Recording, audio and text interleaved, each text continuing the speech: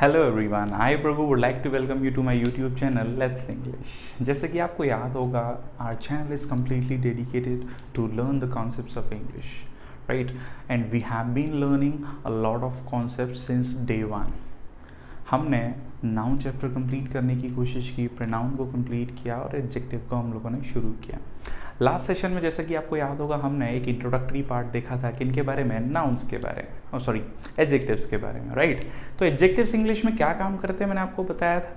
Adjective English में generally adding something to the meaning of noun और pronoun. जैसे कि मैंने आपको शब्द को तोड़कर बताया था, एड जो एक्टिव।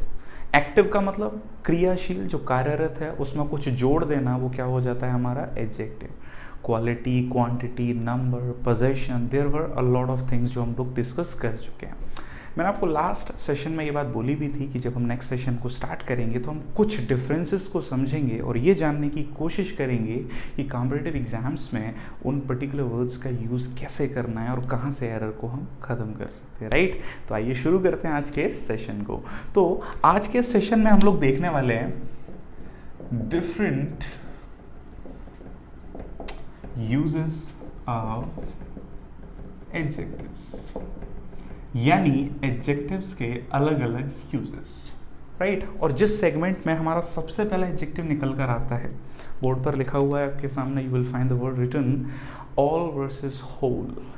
ऑल वर्सेस होल, दोनों का मतलब पूरा, जैसे कि हम जानते हैं।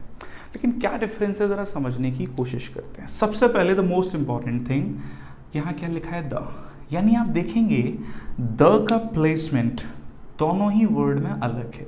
यानी जब ऑल आता है तो उसके बाद द आता है, लेकिन जब होल आएगा तो द उससे पहले आएगा, राइट? इसी चीज़ को अगर आप ध्यान रखें कि अगर हम यहाँ से द हटाएं तो द की जगह पर आप यहाँ क्या भी लिखेंगे, क्या लिखेंगे, पॉजेसिव एडजेक्टिव, राइट? अब पॉजेसिव एडजेक्टिव आपके कौन कौन से थे मैं आपको बता चुका हूँ, my, your, his, her, are, right, sorry, are, there, है ना, इट्स, एक्सेट्रा। आप बोल सकते हैं ऑल माई, है ना, my all, your all, sorry your whole, I am sorry for that, your whole, है ना, ऑल, योर, इस तरह से। यानी आप प्लेसमेंट देखिएगा, राइट? अब ज़रा देखते हैं इनमें क्या डिफरेंस है। डिफरेंस कैसे, जैसे मैंने बोला, जब आप ऑल यूज़ कर रहे हैं तो ऑल का मतलब है एवरीथिंग, सब चीज़ शामिल है, राइट? और जब आप होल बोलते हैं तो देखिए होल का मतलब क्या है कि आप जब किसी पर्टिकुलर ग्रुप की बात कर रहे हैं, उसके अंतर्गत कोई चीज़ पूरी तरह बतानी है, तब आप बोलेंगे क्या, होल। जैसे मैंने बोला the whole family is going on tour, tour जा रही है। अब थोड़ा सा समझने की कोशिश करते हैं डिफरेंस एक एग्जाम्पल से, राइट? मैं एग्जाम्पल लेता हूँ, यहीं पर मैंने लिखा आई स्टडीड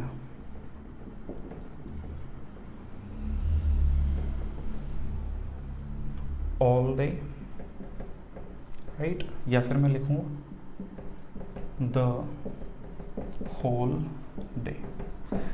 अच्छा, डेज के नाम से पहले आप जब आप ऑल लिख रहे हैं तो उसे आप डायरेक्टली लिख सकते हैं, है ना, टाइम के सेशन में, ऑल डे, ऑल नाइट, इस तरह से सुना है ना सॉन्ग, बिल्कुल। तो जैसे मैंने एक सेंटेंस लिखा है यहाँ पर, ध्यान दीजिएगा, I studied all day, I studied the whole day. इन दोनों में डिफरेंस क्या है?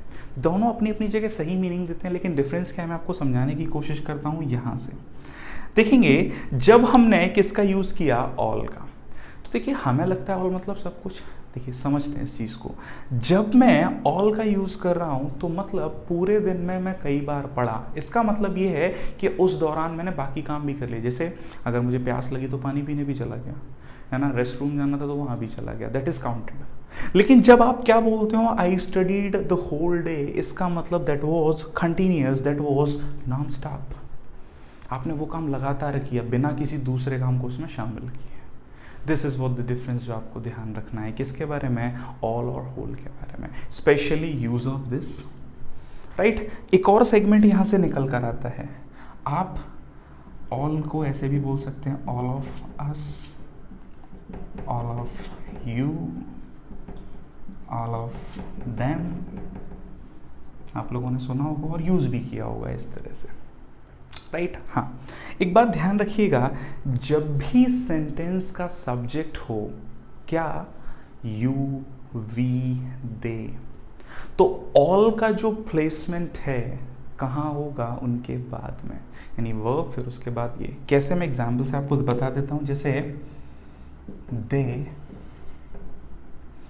आर ऑल हियर, राइट, ध्यान दीजिए, दे आर ऑल हियर, यानी जब सेंटेंस का सब्जेक्ट वी हो, दे हो या यू हो तो ऑल उनके बाद में आएगा। आई होप आपको ये सारी चीज़ें नई समझ में आई हों, तो वीडियो पॉज करके नोट ज़रूर कीजिएगा, राइट। तो हम आगे बढ़ते हैं नेक्स्ट डिफरेंस पर। मैं रेज करता हूँ और अगले डिफरेंस को आपको समझाने की कोशिश करता हूँ। देखिए, जितना आप कॉन्सेप्ट को सीखेंगे उतना आपके लिए अच्छा है, राइट। आगे बढ़ते हैं हम लोग। हमारा जो नेक्स्ट डिफरेंस आता है निकल के, that is some versus any. क्या लिखा है, पढ़िए, सम वर्सेस एनी। क्या डिफरेंस है? तो देखिए, अगर मैं आपसे पूछूं, आप अगर बताएं, तो सम का मीनिंग हम लोगों ने क्या पढ़ा है आज तक?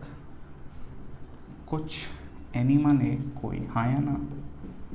सम माने कुछ, एनी माने कोई, राइट। मेरा पहला क्वेश्चन सीधे आता है कि क्या सम का मतलब कोई हो सकता है? क्या सम का मतलब कोई पॉसिबल है? तो बिल्कुल, इस चीज़ को हम थोड़ी देर में समझेंगे। अभी जनरल यूज जो हम पढ़ते आए हैं, क्या कि साधारण वाक्य यानी सिंपल सेंटेंसेस, या मैं कहूँ अफर्मेटिव सेंटेंसेस में हम किसका यूज़ करते हैं? सम का।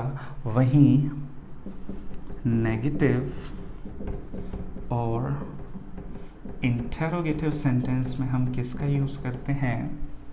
एनी का। अफर्मेटिव सेंटेंस में सम और नेगेटिव और इंटेरोगेटिव में किसका यूज़ किया हम लोगों ने? एनी। एग्जाम्पल अगर मैं यहाँ लिख दूँ, I have some books to read today, right. वहीं अगर मैं यहाँ लिखूँ,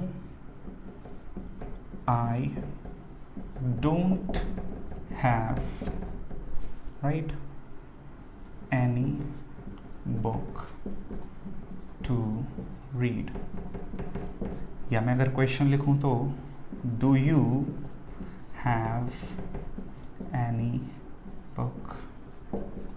आई hope you people are getting it, क्योंकि ये चीज़ हम पढ़ चुके हैं स्कूल टाइम से, राइट। अगला जो पॉइंट है समझने का है, पहले समझेंगे और फिर मैं आपको उसको एग्जाम्पल से और अच्छे से समझाऊंगा। एक जनरल एग्जाम्पल लेते हैं, राइट, ध्यान दीजिएगा। जैसे आपने देखा होगा घर में कभी कभी गेस्ट आते हैं, मेहमान आए, राइट, आए, एंटर किए, बैठ गए।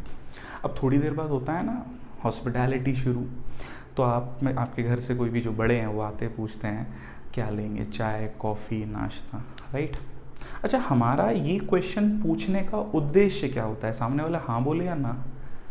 तो हम तो चाहते हैं ना ही बोल दें, बट जनरली हमारा इंटेंशन क्या था कि सामने वाला अपनी तरफ से रिस्पॉन्ड पॉजिटिवली करे, हाँ या ना?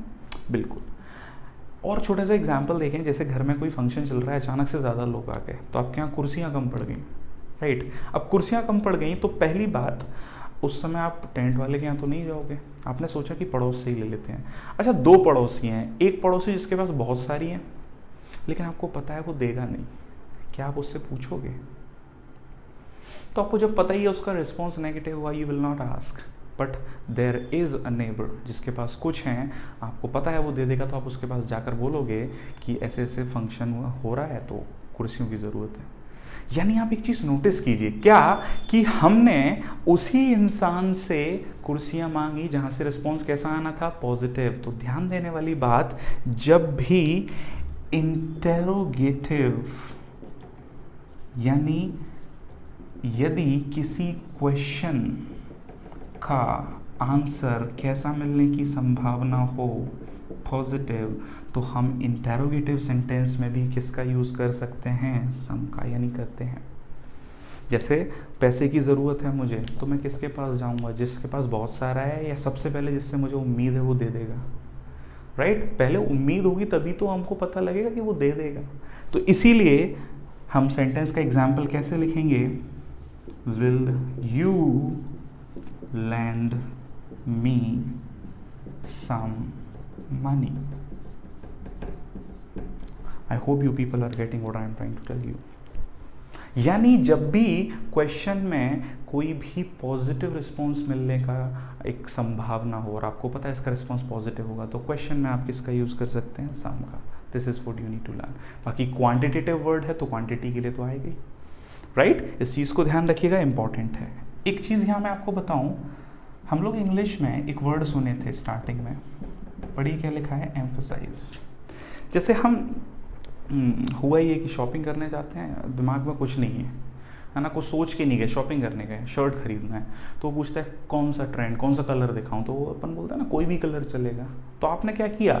एम्फसाइज कर दिया किस बात पर? कि कोई भी चलेगा. तो बस आप वहाँ क्या बोलोगे? Any colour will do. हाँ या ना? Right? Come any day I will help you. Come any day I will help you. यानी अफर्मेटिव सेंटेंस में जब क्या करना है? एम्फसाइज, तो हम किसका यूज कर सकते हैं? Any. This is what you need to learn, right? आगे बढ़ते हैं. मैं रेस करता हूँ, आप नोट जरूर कीजिएगा, स्पेशली इस बात को कि इंटेरोगेटिव यानी क्वेश्चन का जब रिस्पॉन्स कैसा मिलने की संभावना हो? Positive, right? अच्छा, मैंने आपसे स्टार्टिंग में क्या पूछा? जल्दी से जवाब दीजिएगा. मैंने क्या पूछा था कि सम का मतलब कोई हो सकता है? एवरीवन, सम का मतलब कोई हो सकता है क्या? तो देखिए, बहुत छोटा सा एग्जाम्पल लेते हैं. जैसे घर में कभी कभी फादर बाहर चले गए, लेकिन जैसे ही वो बाहर गए कोई उनसे मिलने आया. अब आप उसे नहीं जानते, राइट? लेकिन मिलने आया है तो हमारी एक रिस्पॉन्सिबिलिटी बनती है ना कि सर आप अपना नाम बता दो. जब फादर आएंगे तो बोल देंगे आप मिलने आए थे, हाँ या ना? तो हमने उनका नाम पूछा, उन्होंने अपना नाम राम बता दिया, वो चले गए. अच्छा, यहाँ एक बात ध्यान रखने की, आप उनके बारे में कुछ जानते हो? नहीं, केवल एक चीज़, क्या? नाम. अब जब फादर वापस आए तो फादर ने वापस आते से ही घर पे आ गए और आपने बोला कि नहीं, मुझे मेरी रिस्पॉन्सिबिलिटी निभानी, अंकल जो आए थे उनके बारे में बता देना है. तो आपने फादर को आते से ही बोला कोई राम आपसे मिलने आए थे. ध्यान दीजिए क्या कहा? कोई राम आपसे मिलने आए थे. पहला क्वेश्चन, क्या वो राम आपके लिए नोन है या अननोन है? तो बिल्कुल, जब गिवन नाउन किसके लिए? ऑरेटर या स्पीकर के लिए कैसा हो? अननोन हो. तो उस अनोनिमिटी को बताने के लिए हम किसका यूज़ करते हैं? सम का. जैसे some Ram came to meet you today. I hope you people are getting what I am trying to tell, है ना? जैसे मैंने बोला कोई स्टूडेंट बाहर आपका इंतजार कर रहा है, नहीं पता, मैं जानता ही नहीं, तो मैं क्या बोलूँगा? कोई student, some student is waiting for you outside. अब देखिए, मैंने ये बात क्यों बताई? क्योंकि सम माने कुछ जानते हैं, तो अगर हमें स्टूडेंट दिख गया तो हम सोचते हैं भाई ये तो गलत है. देखिए, ये चीज़ आप सेंटेंस के अकॉर्डिंग देखिए, जब ज़्यादा होंगे तब स्टूडेंट्स होंगे, लेकिन अननोन का सेंस देना है तब आप वहाँ क्या यूज़ कर सकते हैं? सम. और वो क्या मीनिंग देगा? एनी का, राइट? आई होप आपको ये बात समझ आई हो. मैं रेस करता हूँ और आगे बढ़ते हैं कुछ और डिफरेंसेस की तरफ. देखिए, समझने वाली चीज़ें हैं, इसीलिए मैं आपको समझा रहा हूँ. मैं आपको बिल्कुल भी रटाना नहीं चाहता हूँ, जितना समझोगे उतना अच्छा. आगे देखें, नेक्स्ट जो हमारा डिफरेंस आता है निकल करके, एल्डर वर्सेस ओल्डर. फटाफट से बताइए. ये भी हम लोग सुनते बहुत हैं और इसके बारे में देखिए आपने सुना ही होगा कि परिवार, फैमिली की बात है तो एल्डर, और जब एज की बात है तो ओल्डर. मैं कुछ चीज़ें आपको बताना चाहूँगा. फैमिली के साथ साथ एक बात ध्यान रखना, जब भी हमें ह्यूमन बीइंग्स के बारे में बात करनी है तभी इसका यूज़ होगा, राइट? और यहाँ एज का फैक्टर तो है, साथ साथ हम इसका यूज़ कहाँ भी कर सकते हैं? थिंग्स और एनिमल्स के लिए भी, राइट? अब मैं अगर बोलूँ एज के लिए, क्या ये ह्यूमन बीइंग्स के लिए आ सकता है? तो जैसे पूछना how old are you, age बताते हैं, तो बिल्कुल एज कंपैरिजन अगर हम कर रहे हैं किसमें? ह्यूमन बीइंग्स में भी, तब भी आप वहाँ किसका यूज़ करेंगे? ओल्डर का, राइट? जैसे मैं एग्जाम्पल लिखूँ, ध्यान दीजिएगा, Rajiv is elder to Meera. अब आप सोचिए, अगर आप ये जानते हैं कि यहाँ ओल्डर लिखें, तो देखिए ओल्डर लिखना क्यों सही नहीं? क्योंकि यहाँ क्या कंपेयर नहीं कर रहे? एज, अभी सिर्फ बता रहे हैं. लेकिन जैसे ही हो जाए Rajiv is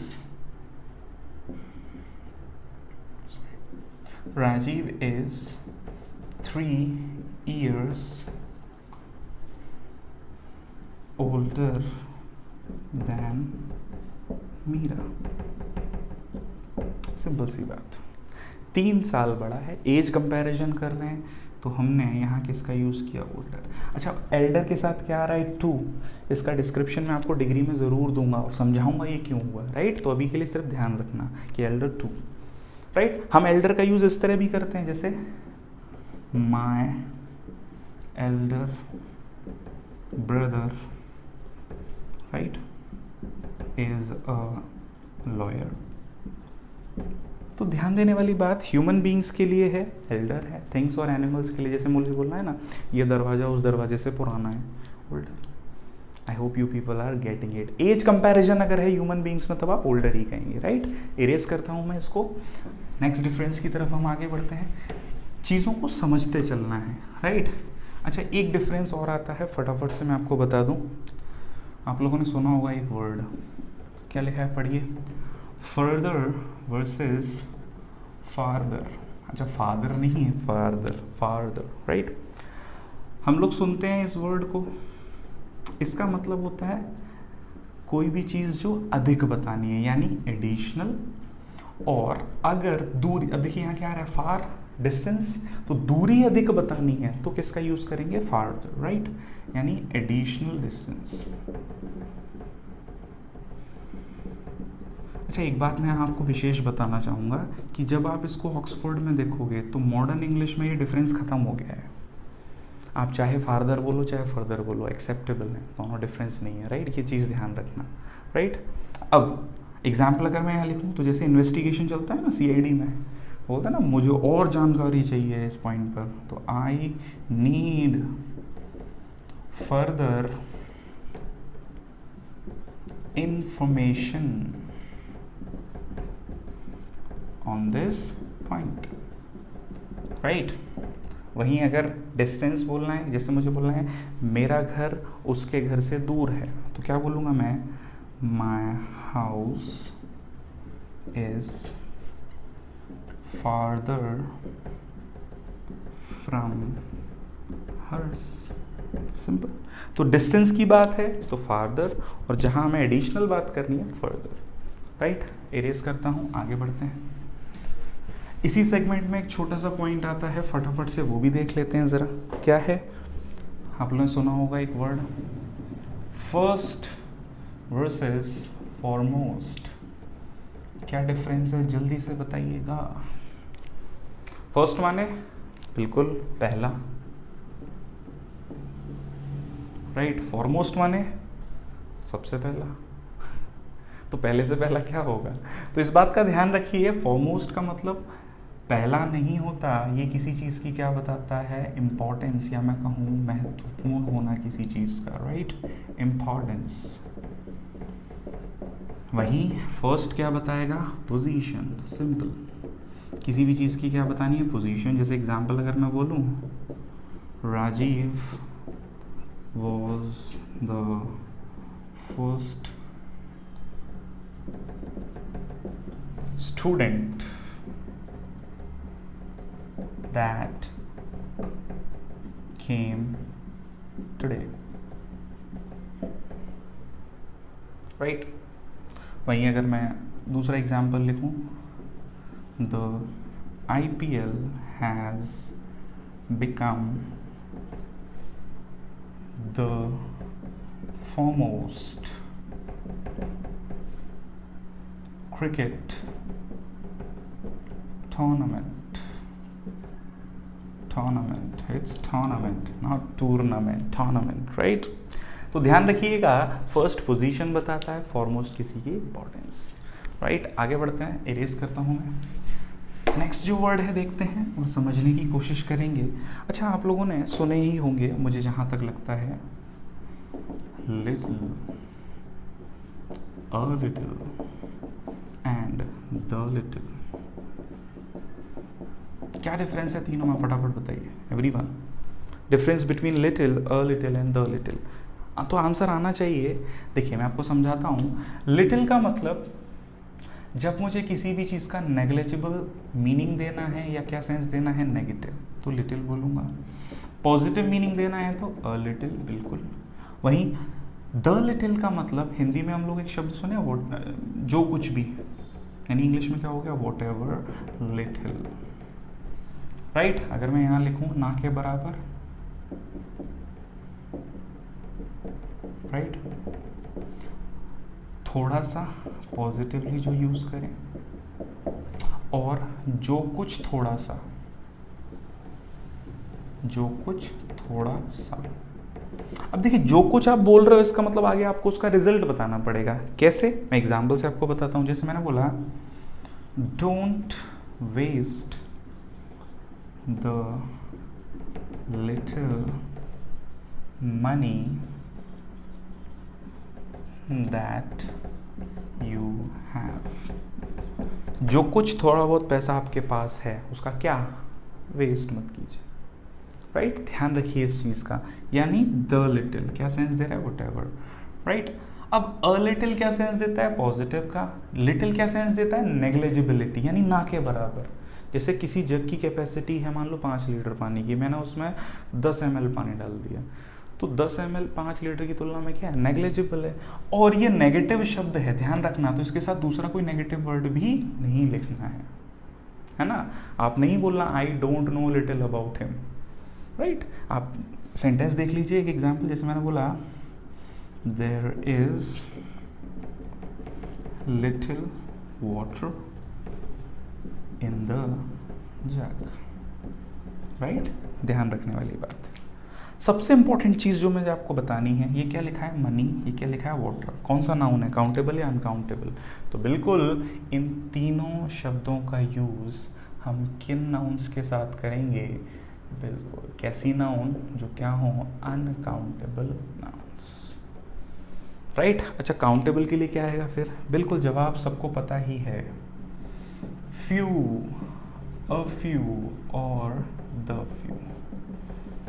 few, a few, the few, इन तीनों का यूज सेम सेंस में, यानी फ्यू क्या है, नेग्लिजिबल, अ फ्यू क्या है, पॉजिटिव सेंस देगा, और वॉट एवर फ्यू का सेंस देने के लिए द फ्यू। बस ध्यान रखने वाली बात, इन तीनों के बाद जो भी नाउन आएगा वो कैसा होगा, प्लूरल काउंटेबल। ध्यान दीजिए, सिंगुलर नहीं।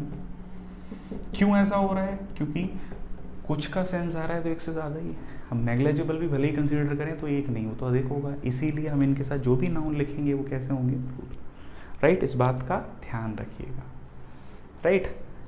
आप लोग नोट ज़रूर कीजिएगा, मैं इरेज कर देता हूँ, फिर हम आगे बढ़ेंगे, राइट। नेक्स्ट वर्ड ज़रा देख लेते हैं इसी सेगमेंट में, इसी कंटिन्यूएशन में जो चीज़ हमें समझ आ रही है, जिसे हम ध्यान रखने की कोशिश कर रहे हैं, राइट। देखिए जितना आपको समझ आएगा उतना अच्छा। मैंने लिखा फ्यूअर वर्सेस लेस। क्या लिखा है, फ्यूअर वर्सेस लेस। तो देखिए मैं आपको बता दूं, फ्यूअर और लेस में पहली बात, फ्यू की कंपैरेटिव डिग्री क्या है, फ्यूअर। 3 तरह की डिग्रियां सुनते हैं हम लोग, मैं आपको बताऊंगा नेक्स्ट सेशन में, हम लोग डिग्री ही डिस्कस करेंगे। कितनी डिग्रियां हैं, 3, पॉजिटिव, कंपैरेटिव और सुपरलेटिव। तो वैसे ही अभी के लिए ध्यान रखें, ईआर या मोर जिस शब्द में एडजेक्टिव में जुड़ जाए वो आपका क्या हो जाता है, कंपैरेटिव। तो फ्यूअर कंपैरिजन हो गया। अब देखिए बात आती है कि लेस की कंपैरेटिव लेसर होगी, तो देखिए लेस की कंपैरिजन लेस ही काम करती है। अब लेसर शब्द क्या है, तो देखिए लेसर शब्द का मतलब कोई भी चीज़ जो कम महत्वपूर्ण है, यानी लेस इंपॉर्टेंट, राइट। इस चीज़ का ध्यान रखें। अब फ्यूअर कब यूज़ करेंगे, जब हमें किसी नाउन को कैसे रिप्रेजेंट करना है, नंबर की तरह, यानी कौन से नाउन हो गए वो आपके काउंटेबल, हाँ या ना। वहीं लेस की अगर हम बात करें तो ये किसको रिप्रेजेंट करेंगे, क्वांटिटी को, यानी कैसे नाउन हो गए, अनकाउंटेबल, राइट। एग्जाम्पल अगर मैं यहाँ लिख दूँ, ध्यान देंगे, मैंने बोला this village has fewer houses than that village, right. तो हम इन्हें गिन सकते हैं, इसीलिए हमने किसका यूज़ किया, फ्यूअर का। वहीं अगर मैं कहूँ नेक्स्ट पॉइंट पे यहाँ आपको बताऊँ, मैंने लिखा this village has less population, right, than that village. अब बात आती है पॉपुलेशन को क्या हम काउंट कर सकते हैं? मैं आपको बता चुका हूँ पॉपुलेशन क्या है, अनकाउंटेबल, यानी जिसको क्वांटिटी की तरह रिप्रेजेंट करें। तो इसीलिए यहाँ हमने क्या लिख दिया, लेस, और यहाँ क्या आ गया, fewer. I hope you people are getting what I am trying to tell you, right. तो ध्यान रखने वाली चीज़ें हैं और कुछ नहीं। इरेज करता हूँ मैं, आगे बढ़ते हैं नेक्स्ट डिफरेंस की तरफ।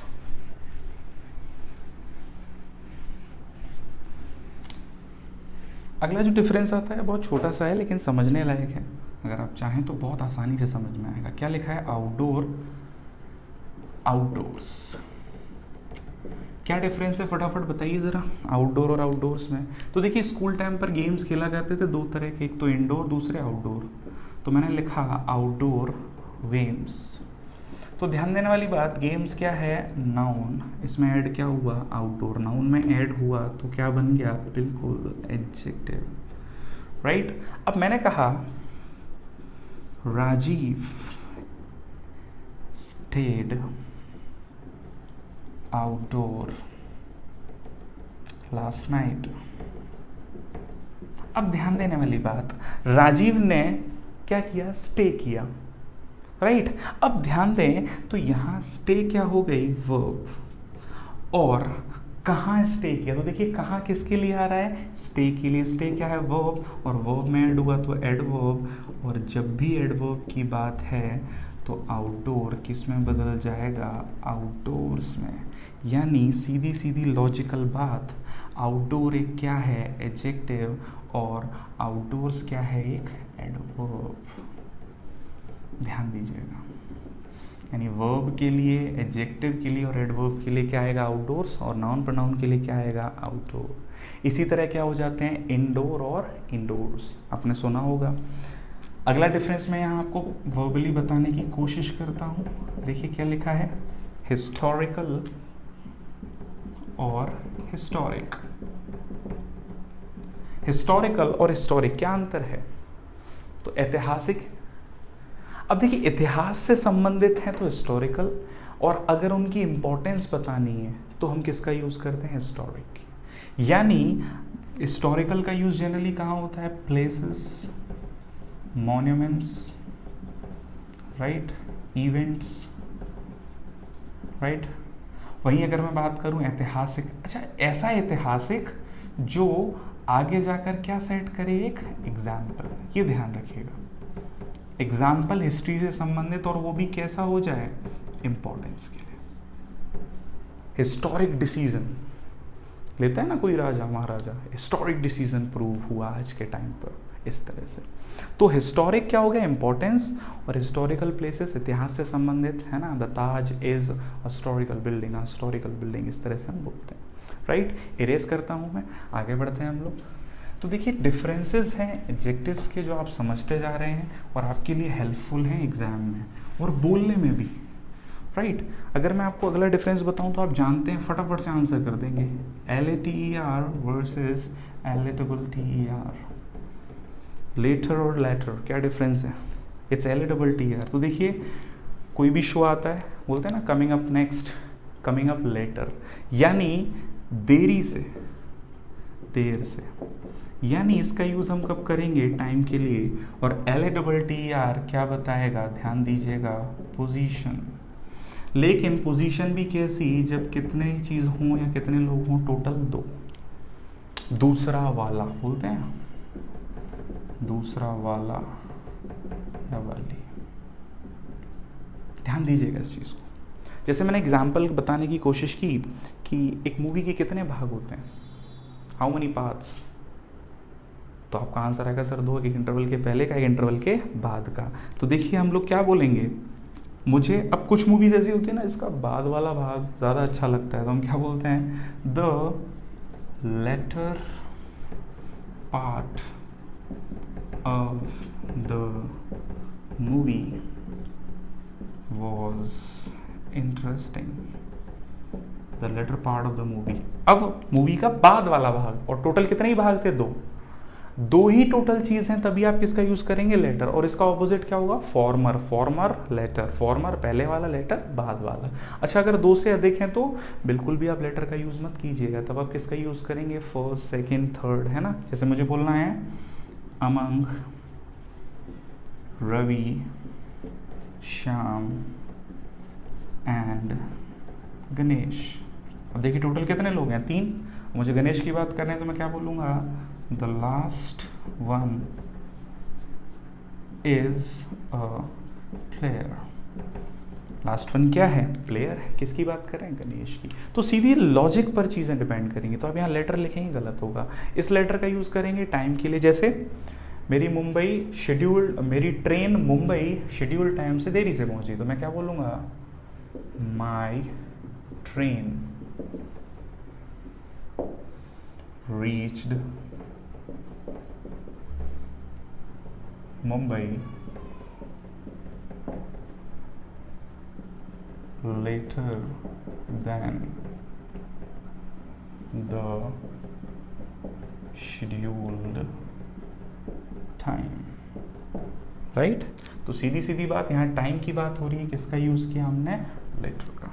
आई होप आपको ये बात समझ आई हो, राइट। तो डिफरेंसेस हैं बस ध्यान रखने के, क्योंकि हमें इन्हें यूज़ करना है बोलचाल की भाषा में और लिखने में और ग्रामेटिकली करेक्ट करने में, राइट। एक डिफरेंस मेरे दिमाग में आता है, अगर मैं आपसे पूछूं लास्ट माने क्या होता है, लास्ट अंतिम, और लेटेस्ट माने है।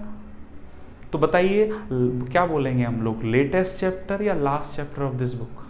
तो बिल्कुल क्या कहा जाएगा, last chapter of this book, इस तरह से, राइट। तो आई होप आपको आज का ये सेशन समझ में आया हो। वीडियो में जो भी चीज़ आपको अच्छी लगी हो रिव्यू ज़रूर कीजिएगा, और जो भी आपकी क्वेरीज हैं कमेंट सेक्शन में ज़रूर बताइएगा। अगले सेशन में मैं आपके लिए लेके आऊँगा कुछ नए कॉन्सेप्ट सिखाने के लिए, डिग्री से संबंधित, और जो भी चीज़ें हम लोग डिस्कस करेंगे। Till then keep learning and thank you very much for watching this video.